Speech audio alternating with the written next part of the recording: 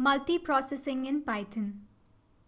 In this lecture, we'll talk about multiprocessing, the process class, locks, and the pool class. Multiprocessing is the act of making use of two or more CPUs within a single computer system. When a system supports more than one processor or can allocate tasks between processors, it is multiprocessing. Multiprocessing improves performance since applications break into smaller routines running independently. In Python, we have the multiprocessing module for this. It spawns processes using an API much like that of the threading module. It uses sub-processes instead of threads and lets the programmer capitalize on the availability of multiple processors on a machine. We can get the number of cores a machine has.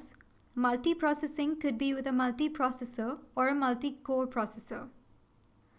This module has the process class. This is an abstraction to set up another process. The main methods here are start and join. GetPID gets a process's ID and isAlive checks whether it is currently alive. We can also get a current process's name. Like in multithreading, we can use locks with multiprocessing. For this, we import the lock class. If we run this code thrice, this is the output we get. The pool class has a pool of worker processes.